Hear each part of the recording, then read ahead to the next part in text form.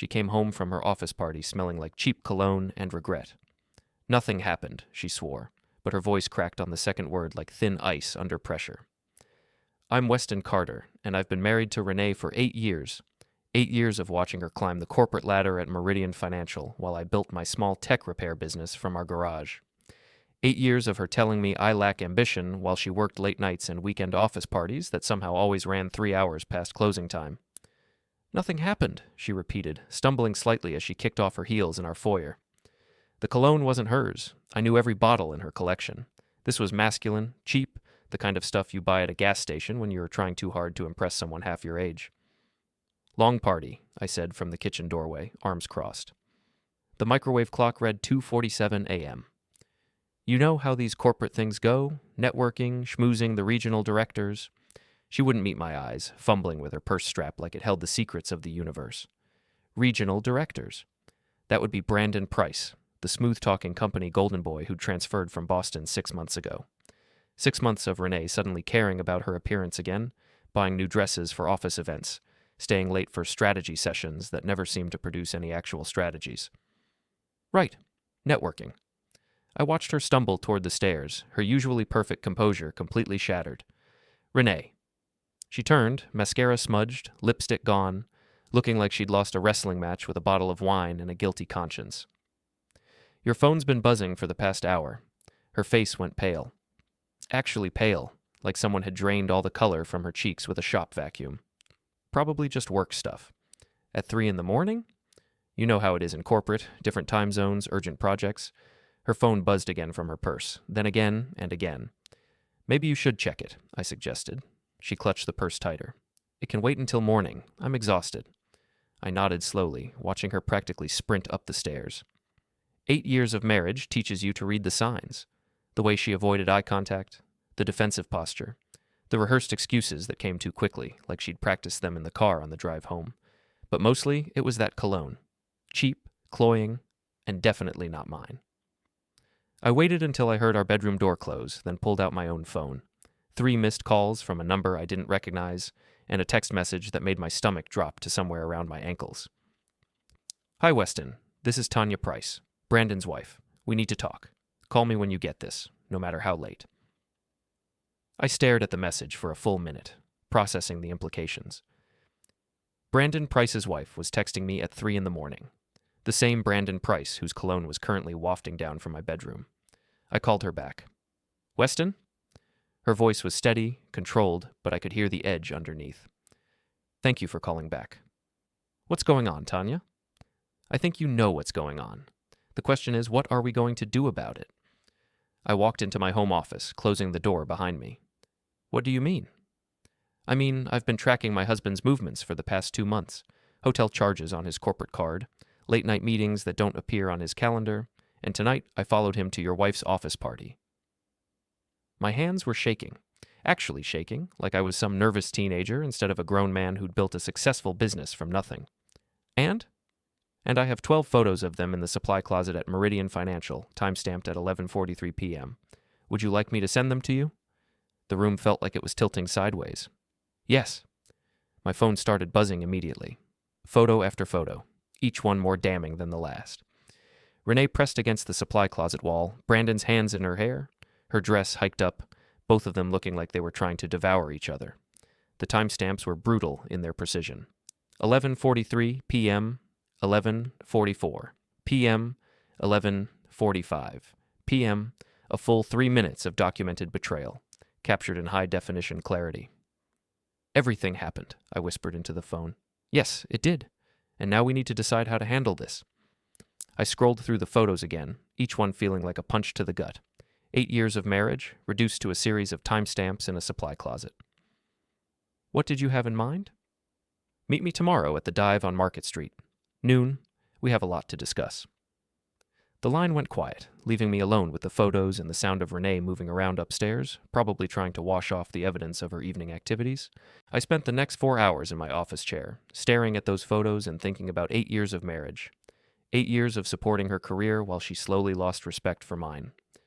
8 years of her complaints about my lack of ambition, my blue-collar work ethic, my preference for fixing things with my hands instead of pushing papers around a conference table. 8 years of nothing happened while everything was happening behind my back. When morning came, I was ready.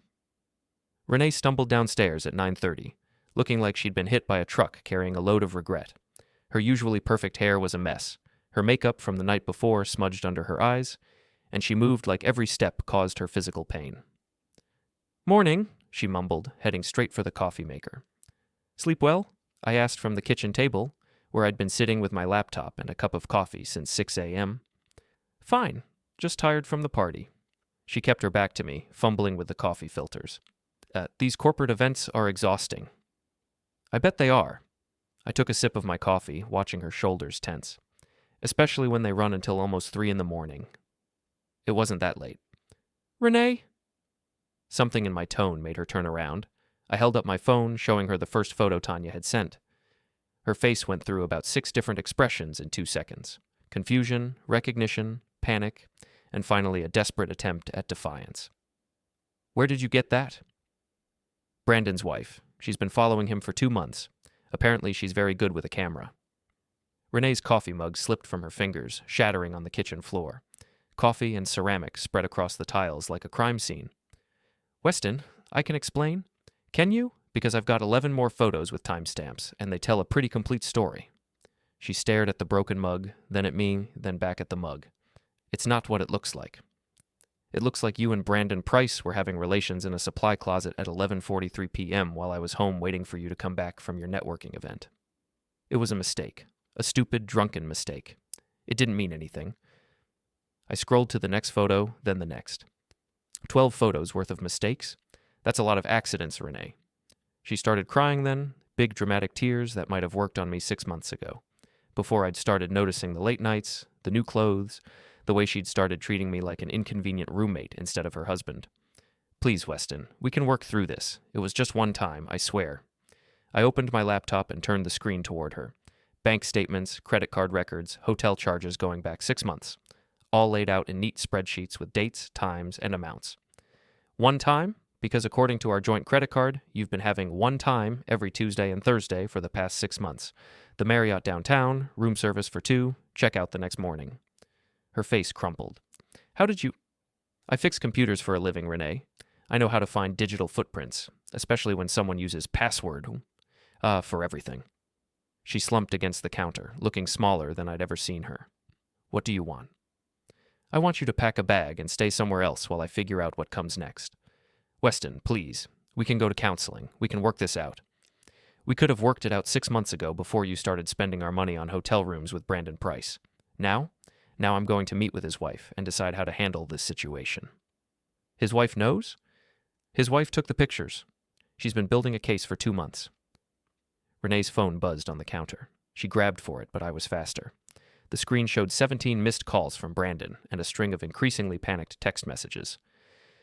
"Looks like Brandon's having a rough morning too," I observed. She tried to snatch the phone back, but I held it out of reach. "Weston, give me my phone." "Your phone?" "The one that's been buzzing all night with messages from your boyfriend? The one you pay for with money from our joint account?" I scrolled through the messages, each one more desperate than the last. "She knows. We need to talk. Answer your phone. My wife has pictures." "Seems like Brandon's not handling the situation very well," I said, handing the phone back to her. "Maybe you two can comfort each other." She clutched the phone like a lifeline. Where am I supposed to go?" "I don't know, Renee. Maybe Brandon has some ideas. He seems to be very good at solving problems." I stood up, closing my laptop. "I'm meeting Tanya Pryce at noon. When I get back, I want you gone. Take whatever you need for a few days. We'll figure out the rest later." "Weston, nothing happened, right? That's what you told me. So this shouldn't be a problem." I left her standing in the kitchen, surrounded by broken coffee mug pieces and the wreckage of 8 years of marriage. The dive was exactly what it sounded like, a dimly lit bar on Market Street that served cheap beer and cheaper food to people who worked with their hands for a living. I'd been coming here since I started my business, back when Renee still thought my entrepreneurial spirit was charming instead of embarrassing. Tanya Pryce was sitting in a corner booth, looking like she belonged in a boardroom instead of a dive bar. Perfectly styled blonde hair, expensive suit, the kind of controlled composure that comes from years of corporate training. "Weston?" She stood as I approached, extending a manicured hand. "Thank you for meeting me. Thank you for the photos. They certainly cleared things up." We sat across from each other, two betrayed spouses in a bar that had seen its share of broken dreams and failed relationships. I've been suspicious for months, she said without preamble. Brandon's always been ambitious, but this was different. New clothes, working out, staying late at the office, all the classic signs. How long have you been married? 12 years, 2 kids. Her voice was steady, but I could see the anger burning behind her eyes. He thinks I'm just some corporate wife who doesn't pay attention to details. He's wrong. I liked her already. So what's the plan? I asked. She pulled out a tablet and opened a folder labeled Brandon Evidence. It was extensive. Photos, bank records, hotel receipts, even GPS tracking data from his company car. I've been building this case for 2 months. I know every hotel they've used, every restaurant they've been to, every lie he's told me about working late. You've been busy. I'm a forensic accountant, Weston. Finding hidden assets and tracking financial irregularities is what I do for a living. Brandon should have thought about that before he decided to cheat on me.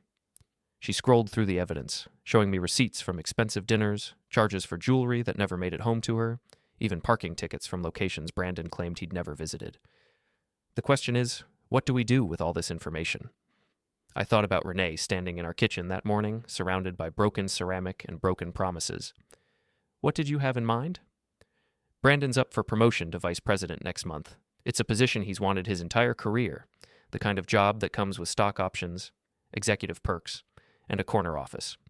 And I think the company should know exactly what kind of man they're considering for executive leadership. I smiled for the first time in 12 hours. I like the way you think, Tanya. There's more. Renee's the head of HR, right? She's been covering for their relationship, making sure it doesn't appear in any official reports. That's a violation of company policy and potentially grounds for termination. You've really thought this through. I've had 2 months to plan, and unlike them, I don't underestimate my opponents. She closed the tablet and looked at me directly. But I need your help.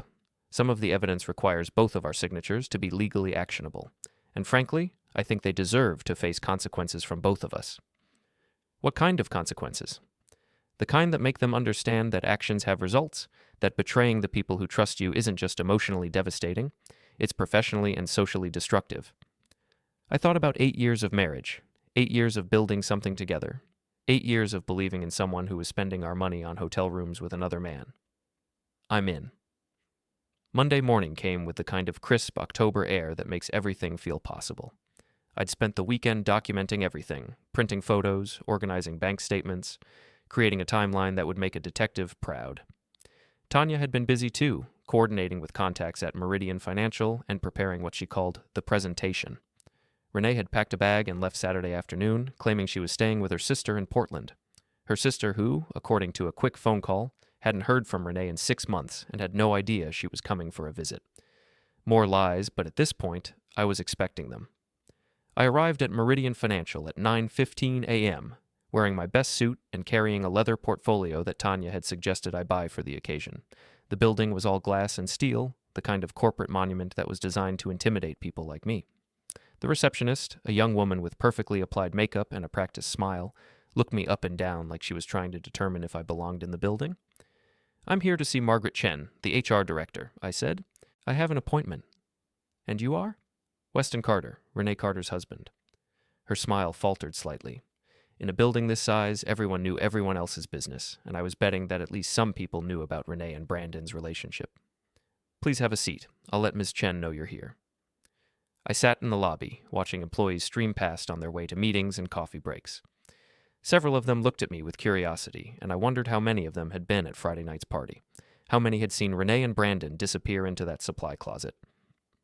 Mr. Carter? A woman in her 50s approached, wearing a no-nonsense gray suit and an expression that suggested she'd rather be anywhere else. I'm Margaret Chen. Please come with me. She led me through a maze of cubicles and conference rooms to a corner office with windows overlooking the city. Tanya was already there, sitting across from Chen's desk with her own leather portfolio. Mrs. Pryce has been telling me some very serious allegations, Chen said as I took a seat. Before we proceed, I want to make sure you understand the gravity of what you're claiming.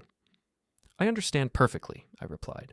My wife has been having an affair with Brandon Pryce for the past 6 months, using company resources and violating corporate policy in the process.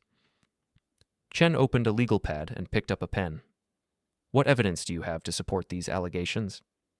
Tanya and I spent the next hour laying out everything. The photos from Friday night, the hotel receipts, the bank statements showing charges for dinners and gifts, the GPS data from Brandon's company car showing visits to locations that had nothing to do with work.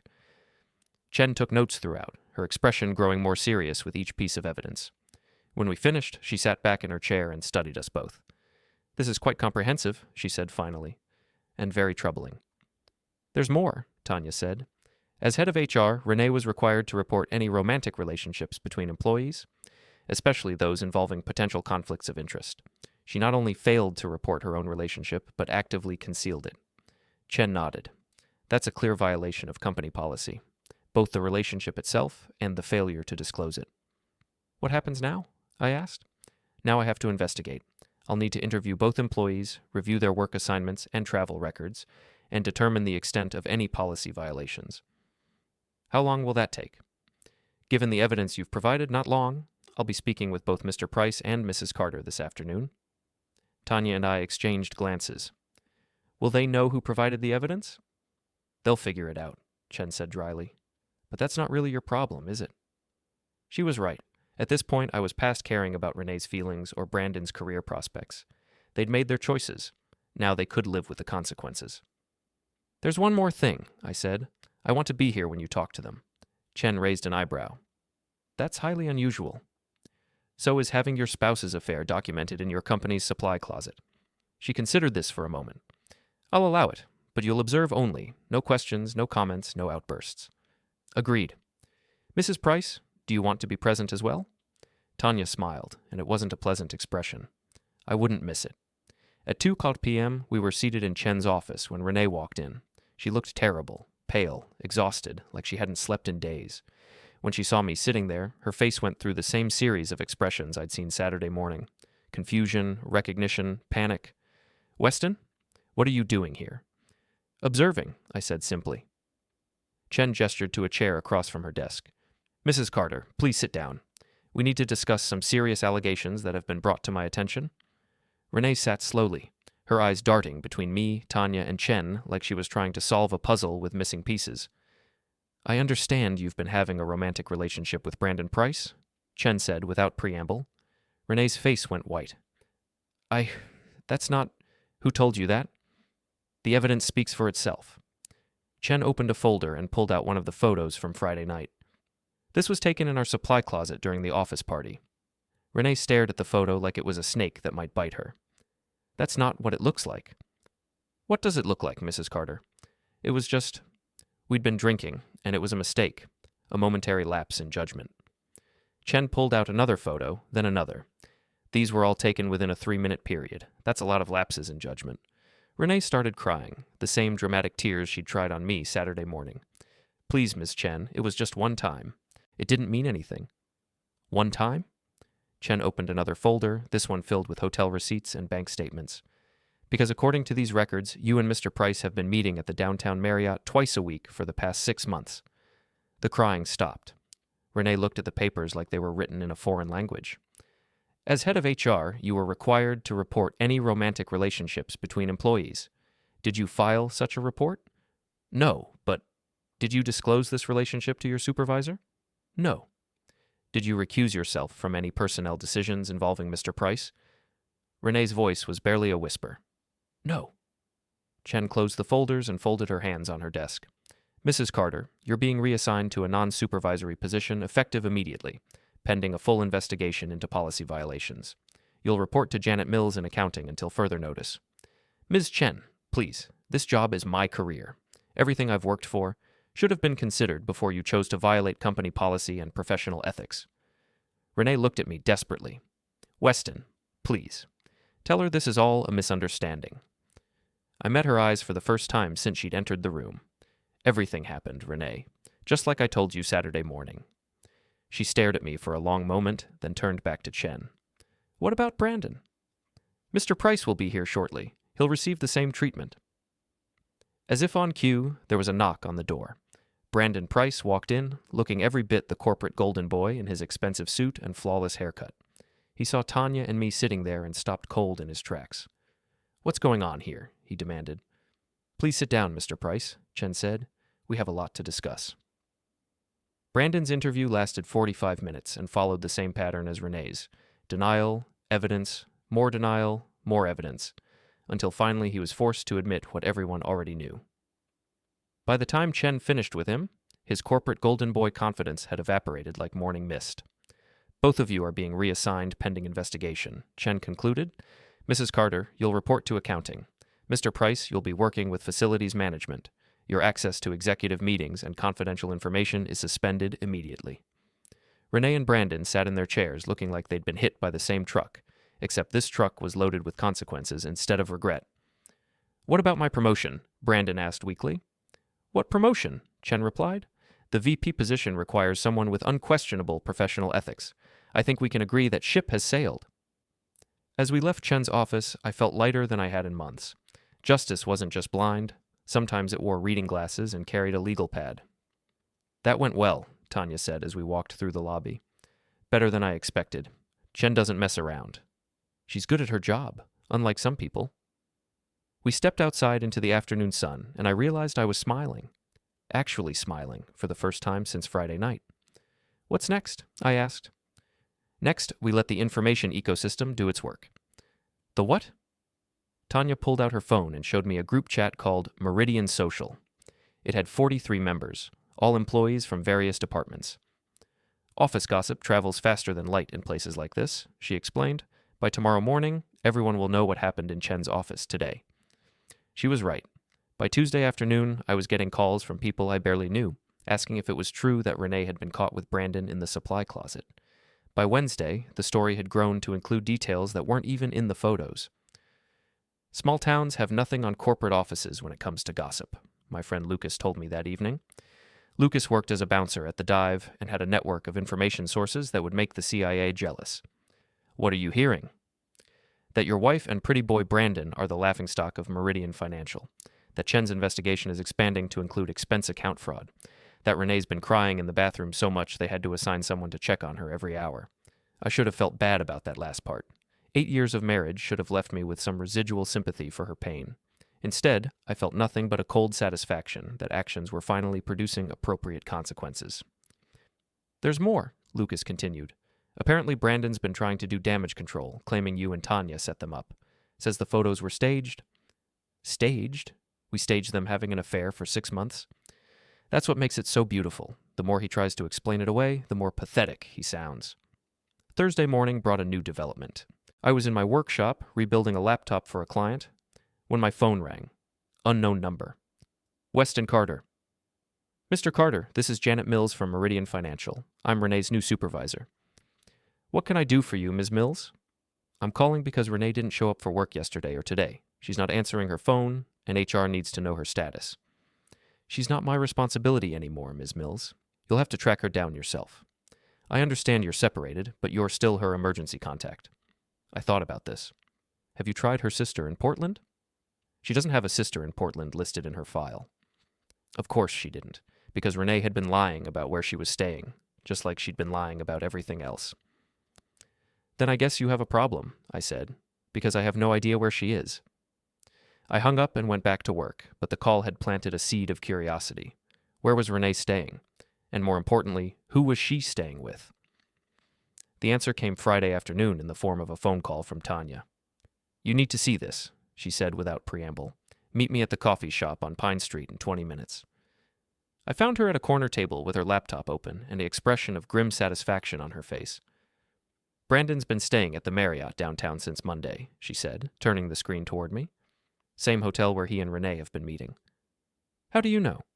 Because I'm still tracking his credit card usage. Divorce lawyers love detailed financial records. She scrolled through a series of charges.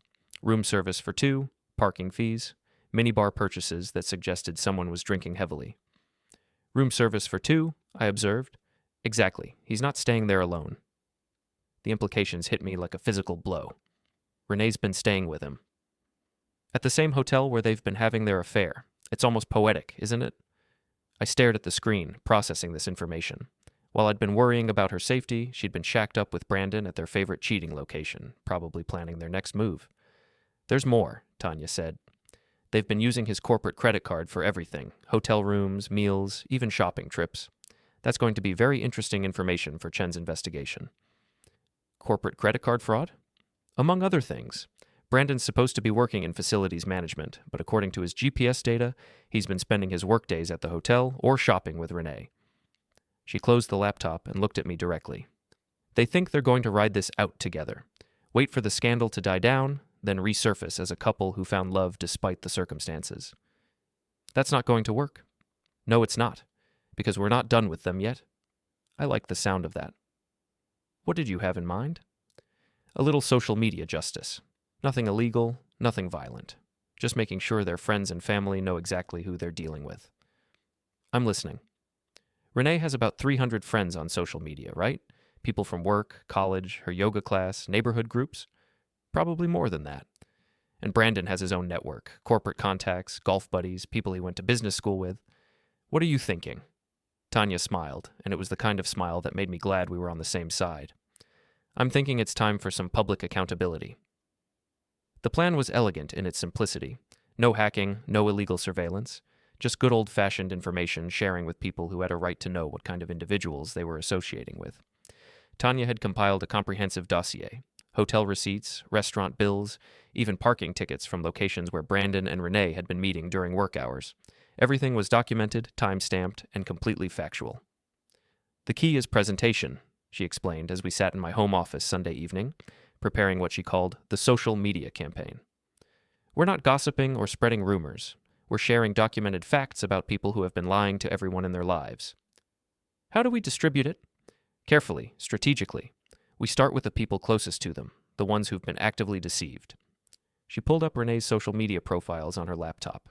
347 friends, including coworkers, family members, college roommates, and neighbors. Look at this, she said, pointing to a post from 3 weeks ago. A photo of Renee at a restaurant smiling at the camera with the caption, "Girls' night out with my work bestie Sarah." Except Sarah wasn't there, I said, recognizing the restaurant from one of our evidence photos. Exactly. She was there with Brandon, lying to her friends about who she was with and what she was doing. Tanya scrolled through more posts, photos from work conferences that were actually romantic getaways, check-ins at client meetings that were really hotel visits, an entire social media presence built on deception. She's been lying to everyone, I realized. For months. Her college friends think she's been working hard on her career. Her family thinks she's been traveling for business. Her neighbors think she's been attending professional development seminars. And Brandon? Same pattern. Look at this. She pulled up Brandon's profile. Photos from business trips that matched Renee's hotel visits, posts about working late on important projects time-stamped during their afternoon meetings. They've been living completely false lives. Which makes this easier, actually. We're not destroying their reputations. We're just revealing what their reputations should have been all along. We spent the next 2 hours crafting what Tanya called information packets. Not angry rants or emotional accusations, just calm, factual summaries with supporting documentation. The key is to let the evidence speak for itself, she explained. People can draw their own conclusions. Monday morning, we started with Renee's family. Her parents, who lived in Vermont and thought their daughter was a rising corporate star. Her brother, who'd been bragging about her career success to his friends. Her college roommate, who'd been planning to visit for Thanksgiving.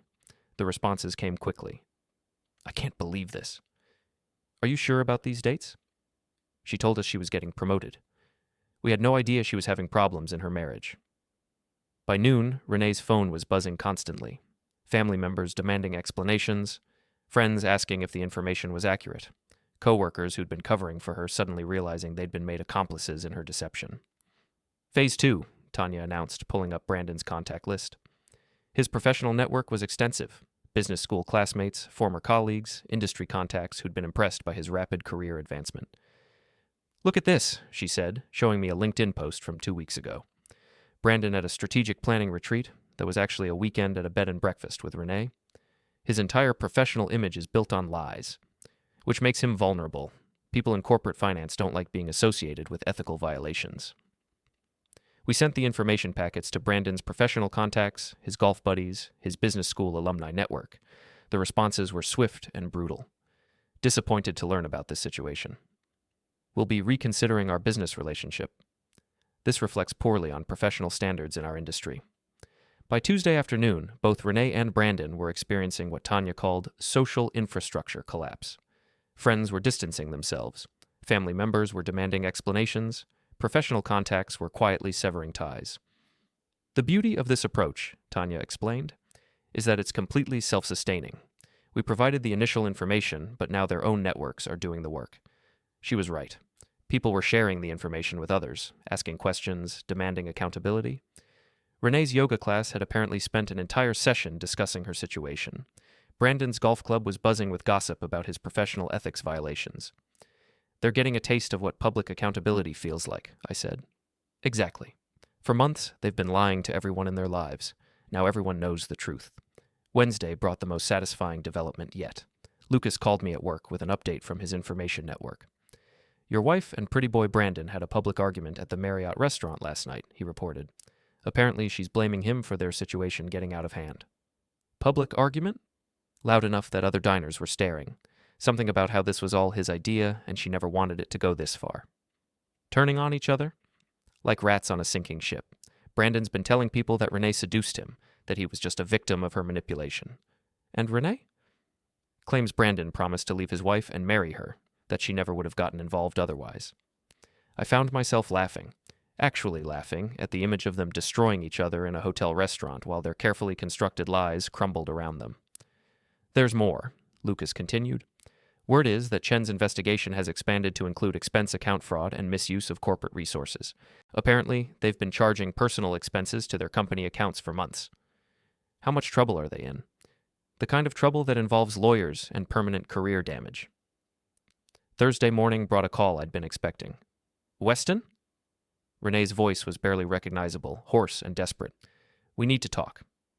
Do we? Please. I know you're angry, but this has gone too far. People are calling my parents, my friends, everyone I know. You have to make it stop. I don't have to do anything, Renee. You made your choices. These are the consequences.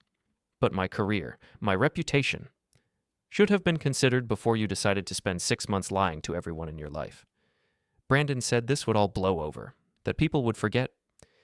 Brandon's been saying a lot of things, apparently, like how you seduced him and he was just an innocent victim. Silence on the other end of the line. You didn't know he was blaming you? I asked. That's interesting. What have you been telling people about him? More silence. Let me guess. That he promised to leave Tanya and marry you, that he manipulated you into the affair? Weston, please. Everything happened, Renee, just like you knew it would when you made the choice to betray 8 years of marriage. The only difference is that now everyone else knows it too. I hung up and went back to work, feeling better than I had in months. Friday afternoon brought the call I'd been waiting for.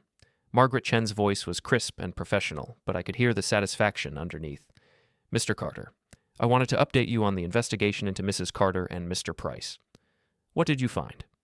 Extensive policy violations, misuse of corporate resources, and what appears to be systematic expense account fraud. Both employees are being terminated effective immediately. I set down the laptop I'd been repairing and gave Chen my full attention. Terminated? Mrs. Carter submitted false expense reports totaling over $12,000 in the past 6 months. Mr. Pryce charged personal expenses to his corporate account, including hotel rooms that had nothing to do with business travel. What happens now? Both terminations will be reported to industry oversight boards. Given the nature of the violations, they'll have difficulty finding similar positions elsewhere. Will there be criminal charges? That's up to the district attorney, but the company is providing all documentation to law enforcement. I thanked Chen and hung up, then immediately called Tanya. It's over, I told her. They're both fired. Chen's referring the case to law enforcement for possible criminal charges. I know, she said. Brandon just called me, crying and begging me not to file for divorce. What did you tell him? That his lawyer should be contacting my lawyer by Monday morning. We met that evening at the Dive to celebrate what Tanya called the successful completion of a justice project. The bar was crowded with the usual mix of blue-collar workers and office refugees, all of them eager to hear the latest updates on what had become the most entertaining local scandal in years. So, they're both unemployed, Lucas said, setting fresh beers in front of us. Unemployed and unemployable, from what I hear. Chen's industry contacts are extensive, Tanya confirmed. Word about their ethical violations is already spreading through professional networks. And the social media campaign? Still generating responses. Renee's college roommate canceled her Thanksgiving visit. Brandon's business school alumni group removed him from their networking directory. I took a long drink of beer and looked around the bar. These were my people. honest, hard-working individuals who understood that actions have consequences, who knew the difference between right and wrong and weren't afraid to enforce those distinctions. You know what the best part is? I said. What's that? Tanya asked. They did this to themselves. We didn't frame them or manufacture evidence. We just documented what they were already doing and shared it with people who had a right to know. Public accountability, she agreed. It's a beautiful thing. My phone buzzed with a text message. Unknown number, but I recognized the desperate tone immediately. Weston, this is Brandon.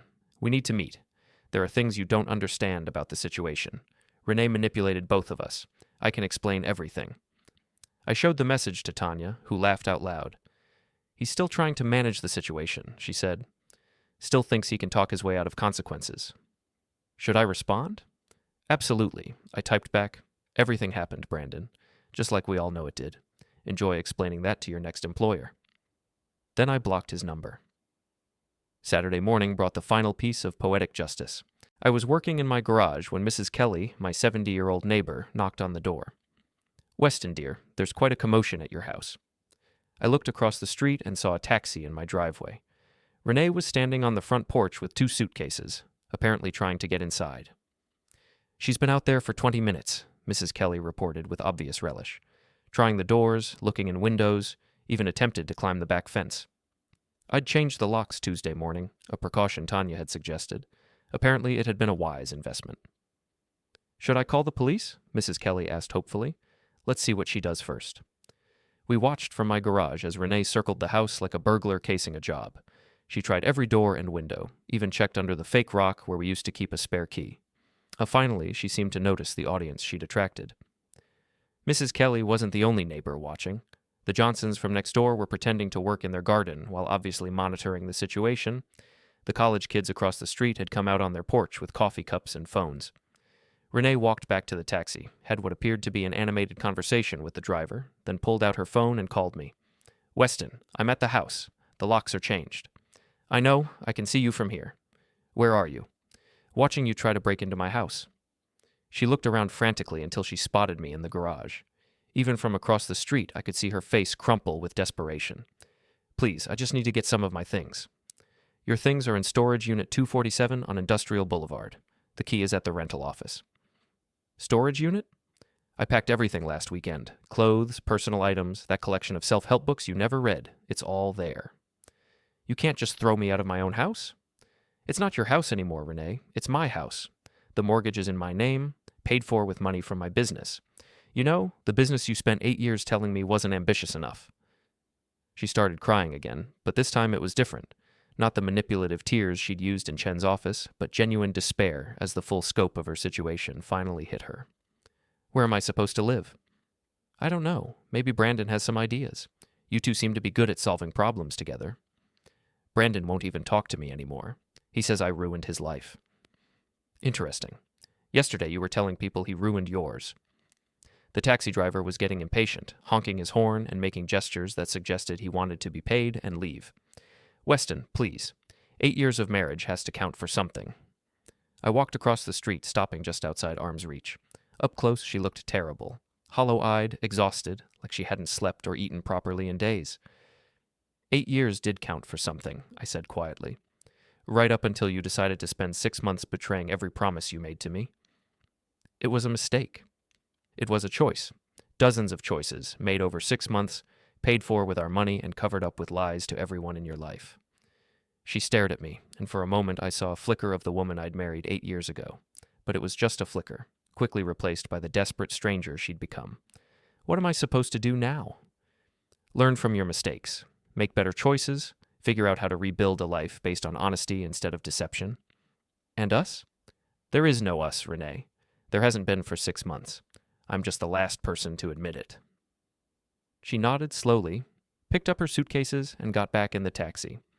As it pulled away, she looked back at the house one last time, and I wondered if she finally understood that actions have consequences.